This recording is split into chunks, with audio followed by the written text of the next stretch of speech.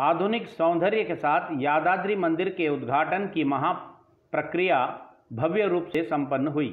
यादाद्री पधारे मुख्यमंत्री केसीआर का मंदिर के अधिकारियों ने भव्य स्वागत किया। सपरिवार पधारे मुख्यमंत्री केसीआर ने उत्सव मूर्तियों की शोभा यात्रा का शुभारंभ किया। यादाद्री मंदिर में उत्सव मूर्तियों की शोभा यात्रा के साथ महाउद्घाटन की प्रक्रिया आरंभ हुई। शोभा यात्रा मुख्य मंदिर के दूसरे गलियारे की प्रदक्षिणा के पश्चात पहले गलियारे में पहुंचने के बाद महाकुंभ संप्रोक्षण किया गया। विमान गोपुरम के ऊपर श्री सुदर्शन अलवारों को किए जाने वाले संप्रोक्षण के साथ मुख्यमंत्री केसीआर ने तथा प्रधान एवं मुख्य राजगोपुरम के पास मंत्रियों तथा अन्य जनप्रतिनिधियों ने शेष गोपुरमों तथा उप मंदिरों प्रकार मंडपों का संप्रोक्षण किया। संप्रोक्षण के उपरांत सभी लोग गर्भगृह के भीतर चले गए। स्वयंभू प्रतिमा के पास मुख्यमंत्री केसीआर ने पहली पूजा की। इस कार्यक्रम में टीआरएस के मंत्रियों, विधायकों, सांसदों, एमएलसीओं सहित अन्य कई अधिकारी भाग लिए। इस महासंप्रोक्षण के लिए भारी संख्या में भक्तों की भीड़ यादगिरी गुट्टा में उमड़ पड़ी। सर्वाभीष्ट फला सिद्ध्यर्थम लोक कल्याणार्थम विश्व शांत्यर्थम निर्मिता श्री यादाद्री लक्ष्मी नारसिंह स्वामिनः जीर्णोद्धारणा। भुवनगिरी के कांग्रेसी सांसद कोमटी रेड्डी वेंकट रेड्डी ने कहा कि यादाद्री मंदिर के पुनः उद्घाटन के अवसर पर सरकार ने प्रोटोकॉल का पालन नहीं किया है। उन्होंने चिंता प्रकट करते हुए कहा कि मैं स्थानीय सांसद होने के नाते मुझे मंदिर के उद्घाटन पर आमंत्रित नहीं किया गया। सांसद कोमटी रेड्डी वेंकट रेड्डी ने बताया कि यादाद्री मंदिर के उद्घाटन के लिए सरकार प्रोटोकॉल को भूल गई है। केवल टीआरएस पार्टी के मंत्रियों, सांसदों, विधायकों तथा एमएलसीओं को ही आमंत्रित किया गया। उन्होंने टीआरएस सरकार पर आरोप लगाते हुए कहा कि भगवान के मंदिर की जगह पर राजनीति करना यह गलत है। इससे मुझे दुख हुआ है। उन्होंने अपने वेदना भरे स्वर में बताया कि सांसद का सत्र चलने पर भी मैं हैदराबाद पहुंचकर यादाद्री मंदिर के उद्घाटन समारोह के निमंत्रण की प्रतीक्षा करता रहा हूं। बड़ंगपेट नगर निगम स्थित अलमासगुड़ा के सीवाईआर कॉलोनी अध्यक्ष कृष्णा रेड्डी, सचिव नरेंद्र रेड्डी के तत्वावधान में भगवान श्री कृष्ण की प्रतिमा स्थापित की गई। इस अवसर पर राज्य की शिक्षा मंत्री सबिता इंद्रा रेड्डी मुख्य अतिथि के रूप में भाग लिए। अलमासगुड़ा में मंत्री सबिता इंद्रा रेड्डी का मंदिर के अधिकारियों तथा पुजारियों ने पूर्ण कुंभ के साथ स्वागत किया। इसके पश्चात मंत्री ने भगवान कृष्ण के दर्शन कर विशेष पूजा की। वेद पंडितों द्वारा उन्होंने आशीर्वचन प्राप्त किया। श्री कृष्ण की प्रतिमा की स्थापना के साथ ही दुर्गा माता, शिव पार्वती की प्रतिमाएं भी स्थापित की गई। मंदिर समिति के सदस्यों ने बताया कि प्रथम दिन गणपति पूजा तथा अंतिम दिन पूर्णाहुति के साथ प्रतिमा प्राण प्रतिष्ठा कार्यक्रम का समापन हुआ है। इस कार्यक्रम में बड़ंगपेट की महापौर पारिजाता नरसिम्हा रेड्डी, पार्षदों तथा निगम के अध्यक्ष सहित मंदिर समिति के सभी सदस्य उपस्थित थे। सीवाईआर कॉलोनी అసోసియేషన్ మరియు గుడి కమిటీ సభ్యులందరం కలిసి మన కాలనీలో శ్రీకృష్ణ మందిరం నిర్మించాము.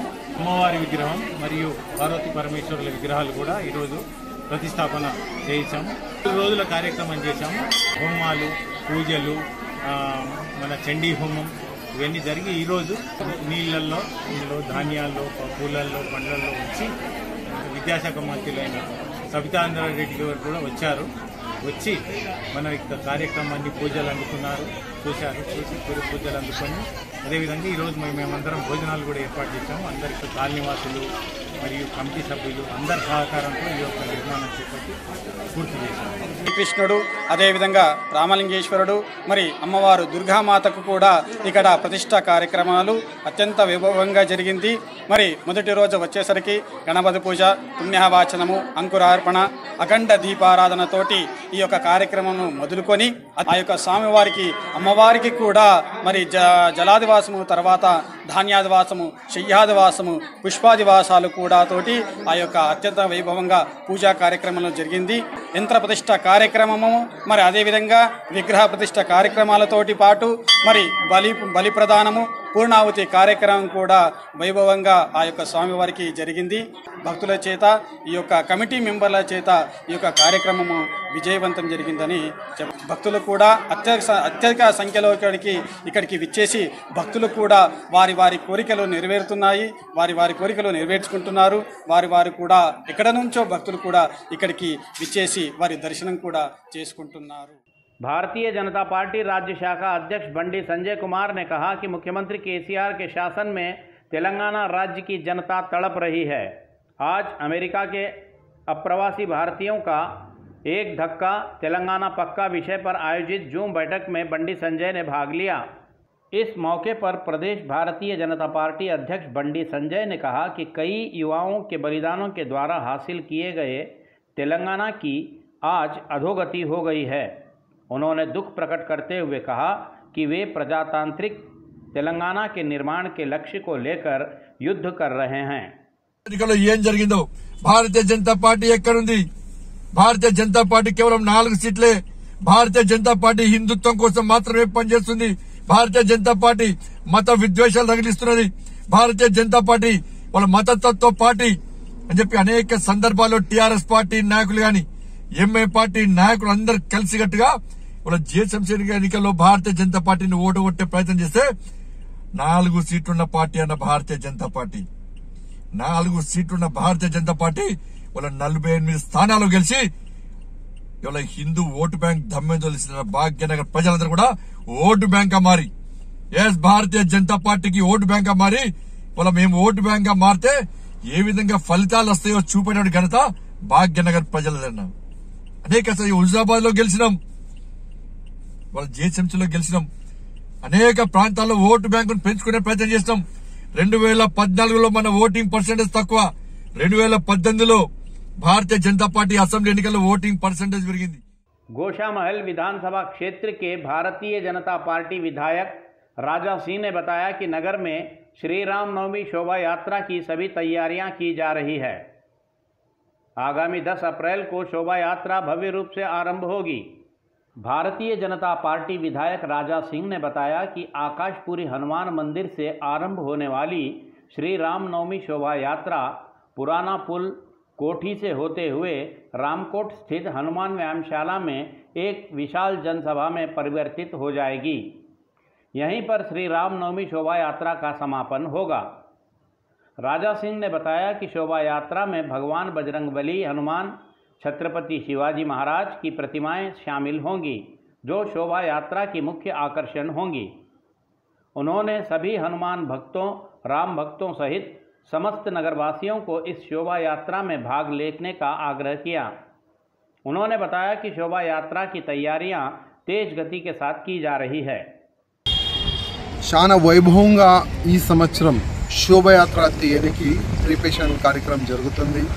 ఇప్పుడు ఆకాశపురి ఆంజనేయ టెంపుల్ దాదాపు తెలంగాణలో ఇంత పెద్ద ఆంజనేయ టెంపుల్ ఇక్కడ లేదనుకుంటా. ఎందుకంటే దాదాపు 150 ఫీట్ గుట్ట పైన మన 51 ఫీట్ ఆంజనేయ టెంపుల్. అంటే ఇక్కడ నుంచే శ్రీరామనవమి శోభయాత్ర ప్రారంభమవుతుంది. మన పురాణాపుల్ కోటి హనుమాన్ వ్యాయామశాలలో బహిరంగ సభ అక్కడ నైట్ ఉంటుంది. అంటే మార్నింగ్ 10:30కి ఈ శోభయాత్ర కార్యక్రమం ప్రారంభమవుతుంది. ఈ శోభయాత్రలో మన తెలంగాణ ఒక స్టేట్ కాకుండా ఆంధ్రప్రదేశ్ నుంచి, రాజస్థాన్ నుంచి, మహారాష్ట్ర నుంచి, కర్ణాటక నుంచి చాలా వరకు వేరే వేరే స్టేట్ నుంచి కూడా హిందూ భక్తులు, రామ భక్తులు ఈ శ్రీరామనవమి శోభయాత్రలో పాల్గొంటారు. దాదాపు 1,00,000 పైన కార్యకర్తలు ఈ శోభయాత్రలో పాల్గొంటారు. कांग्रेस पार्टी विधायक सीतक्का ने RRR फिल्म देखी। इसके पश्चात उन्होंने फिल्म की पूरी टीम को शुभकामनाएं देते हुए कहा कि राजमौली का निर्देशन अच्छा है। सीतक्का ने कहा कि अनुज, रामचरण तथा NTR ने अद्भुत अभिनय किया है। इसके साथ ही उन्होंने दोनों अभिनेताओं की सराहना की। इस संदर्भ में कांग्रेसी विधायक सीतक्का ने कहा कि यदि देश का विभाजन करना है तो कश्मीर फाइल्स फिल्म देखनी चाहिए। यदि देश को जोड़ना हो तो RRR फिल्म देखनी चाहिए। उन्होंने इस संबंध में ट्वीट कर यह बात बताई। उन्होंने मांग की कि देश की सभी राज्यों में RRR फिल्म को कर मुक्त प्रदर्शन करना चाहिए। इस संदर्भ में उन्होंने NTR तथा सभी कलाकारों की सराहना भी की।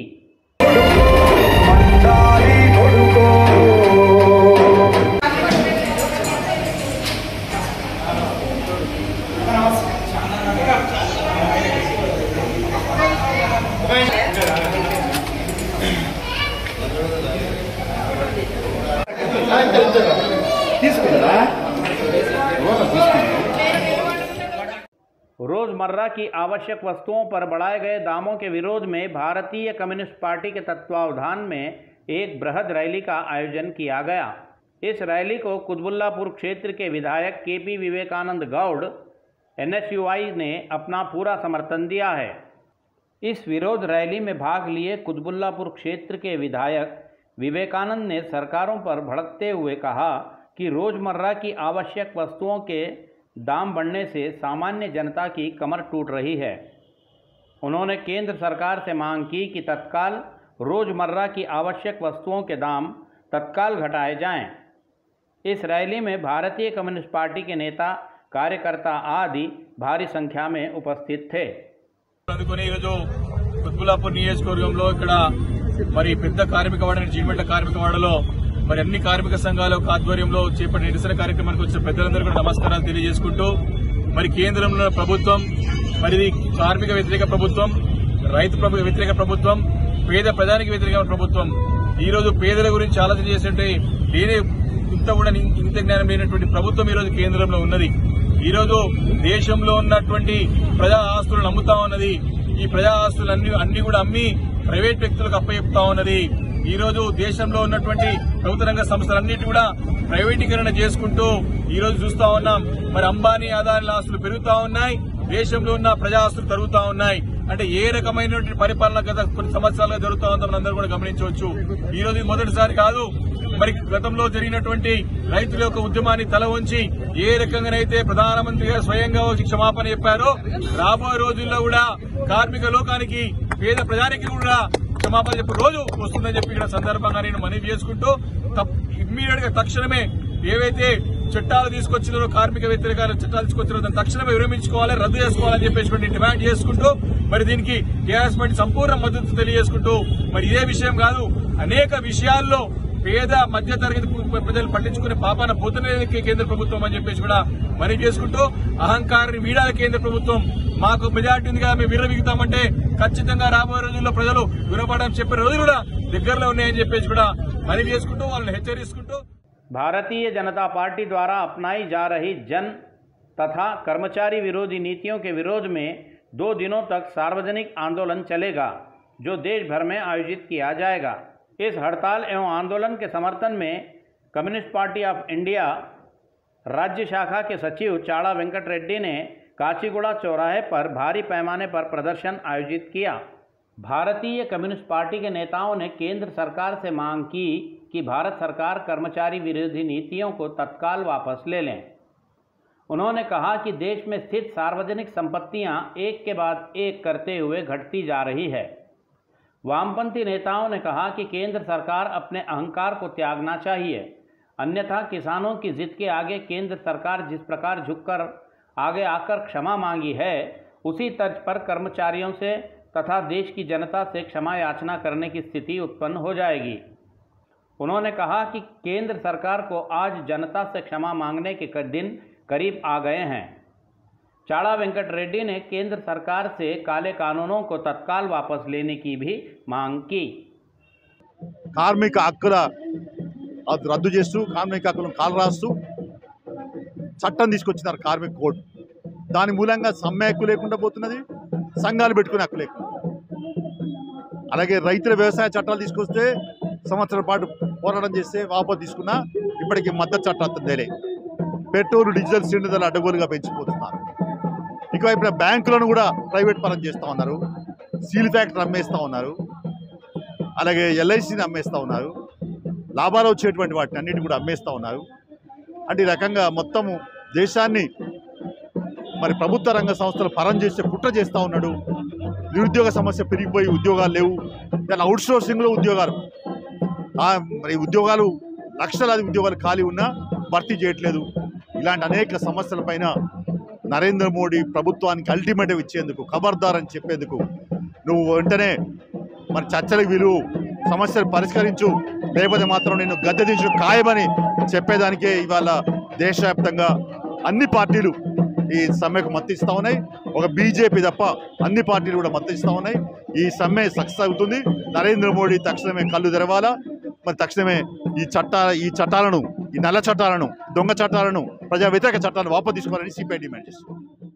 हैदराबाद नगर के बंजारा हिल्स में सुर्ख बै आमरीन अस्त्रा के नाम से स्थापित ब्राइडल वेडिंग वियर शोरूम का शुभारंभ हुआ। इस शोरूम का उद्घाटन सानिया मिर्जा की छोटी बहन आनम मिर्जा ने किया। सुर्ख शोरूम में दुल्हनों के लिए वैवाहिक कलेक्शनों सहित हैदराबाद नगरवासियों के पसंदीदा कलेक्शनों को भी उपलब्ध कराया गया है। सुश्री मिर्जा ने कहा कि देश के दोनों तेलुगु भाषी राज्यों में पवित्र विवाहों के संदर्भ में धारण किए जाने वाले विवाह संबंधी सभी प्रकार के दुल्हनों के वस्त्र एवं अन्य कलेक्शन एक ही स्थान पर उपलब्ध कराए गए हैं। यह बड़ी प्रसन्नता की बात है। शोरूम के संस्थापकों ने कहा कि आज इस शोरूम का आनम मिर्जा तथा राम असुर की लोकप्रिय अभिनेत्री श्री अग्रवाल द्वारा उद्घाटन करना यह बड़ी प्रसन्नता की बात है। उन्होंने बताया कि सुर्ख शोरूम में सभी प्रकार के शादी विवाह संबंधी वस्त्रों सहित अन्य धार्मिक उत्सवों से संबंधी वस्त्र भी उपलब्ध कराए गए हैं। उन्होंने समाज के सभी वर्गों से इनका लाभ उठाने का आग्रह किया। For the launch of Surk Amreen Asra. It's a beautiful store. The stuff is gorgeous. It's really nice because there's a lot of traditional Hyderabadi stuff, but it's with a little bit of a modern twist and very contemporary in their aesthetics. So I absolutely love the store. It's in the middle of Banjara Hills, which is great, and I love especially the khara dupatta bit of it because you usually don't find that readily available, especially in the Banjara Hills side area. So I'm very excited myself for everybody in Hyderabad to have a look and get a taste and feel of what Hyderabadi traditional fashion is like. What kind of fabric? It depends on. Right now I like very very light fabric because of summer, but otherwise I'm a super fan of raw silk lehengas and stuff like that. Ramzan is coming, of course. It's going to be a very hot Ramzan, so we are looking out for a lot of pret wear, a lot of lightweight stuff, which I think they have in this side of the store, which is really nice. So it's very nice. The store has everything. They have really heavy stuff as well, and on the other side they have pret wear as well, which is super nice. So I know I'm getting my Ramzan outfit from here. Thank you. उस्मानिया विश्वविद्यालय महिला छात्रावास की छात्राएं आज आंदोलन पर उतरी।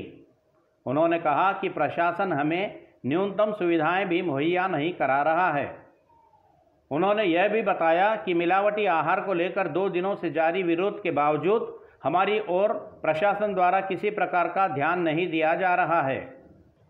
उस्मानिया विश्वविद्यालय महिला छात्रावास की छात्राओं ने कहा कि उन्हें पौष्टिक आहार तथा गुणवत्तापूर्ण आहार उपलब्ध नहीं कराया जा रहा है। उन्होंने आक्रोश व्यक्त करते हुए बताया कि पकाई गई खाद्य सामग्री में तिल चट्टे व अन्य कीड़े निकल रहे हैं। इसी मांग के साथ छात्राओं ने आर्ट्स कॉलेज छात्रावास के समक्ष आज दूसरे दिन भी धरने पर बैठे। छात्राओं द्वारा सड़क मार्ग बंद कर दिए जाने से वहां बड़े पैमाने पर ट्रैफिक जाम लग गया। छात्राओं ने बताया कि गत 2 दिनों से हम आंदोलन कर रहे हैं, फिर भी विश्वविद्यालय प्रशासन के कान पर जूं तक नहीं रेंग रही है। अधिकारी लापरवाहियां बरतते हुए हमें नज़रअंदाज कर रहे हैं। उन्होंने 2 टूक शब्दों में कहा कि हमारी समस्याओं का परिष्कार होने तक उनका यह आंदोलन यथावत जारी रहेगा। तेलंगाना राज्य सड़क परिवहन निगम ने बस भाड़ों में वृद्धि की। पैसेंजर सेस के नाम पर एक्सप्रेस तथा डीलक्स बसों के लिए 5 रुपये, सुपर लग्जरी, राजधानी तथा गरुड़ा बस सेवाओं के लिए 10 रुपये की वृद्धि की गई। राज्य सड़क परिवहन निगम ने घोषणा की कि बढ़ाए गए दर तत्काल प्रभाव से लागू होंगे। वहीं दूसरी ओर अचानक बढ़ाए गए बस भाड़ों को लेकर बस यात्री अपना आक्रोश व्यक्त कर रहे हैं। लोगों ने बताया कि राउंड अप के नाम पर दाम बढ़ाए गए आरटीसी अब पैसेंजर सेस के नाम पर यात्रियों पर बोझ लाद कर रही है, जो एक धोखा है। लोगों ने बस भाड़ों को परिस्थितियों के अनुरूप बढ़ाने का भी निगम से आग्रह किया। कामारेड्डी जिले के मंचारेड्डी मंडल स्थित घनपुर ग्राम के सीमावर्ती मोड़ पर आरटीसी बस तथा स्विफ्ट डिजायर कार की आपसी भिड़ंत हो गई। इस हादसे में 5 लोगों की घटनास्थल पर ही मौत हो गई और एक की हालत चिंताजनक है। कामारेड्डी से सिरसिल्ला की ओर जा रही स्विफ्ट कार और करीमनगर से कामारेड्डी की ओर आ रही आरटीसी बस दोनों आमने सामने से आपस में भिड़ गए। इस हादसे की सूचना मिलते ही पुलिस घटनास्थल पहुंच गई। पुलिस ने वहां तत्काल बचाव एवं राहत के कार्य आरंभ कर दिए। प्राथमिक तौर पर पुलिस ने संभावना व्यक्त की कि तेज रफ्तार ही दुर्घटना का मुख्य कारण हो सकता है। मृतकों की पहचान निजामाबाद जिले के कोट गली निवासी सर्वेयर राधाकृष्णा के परिवार के रूप में की गई है। सर्वेयर राधाकृष्णा सहित उनके परिवार के 4 लोगों की इस हादसे में घटनास्थल पर ही मौत हो गई। इस हादसे में एक ही परिवार के 4 लोगों की मौत हो गई। मरने वालों में राधाकृष्णा, उनकी पत्नी कल्पना, उनकी मां सुवर्णा, पुत्र श्री राम तथा कार चालक की पहचान नरेंद्र के नाम से की गई है। इस हादसे में गंभीर रूप से घायल हुए राघव की परिस्थिति चिंताजनक बताई गई है, जिसे कामारेड्डी एरिया अस्पताल से बेहतर उपचार के लिए हैदराबाद भेज दिया गया है।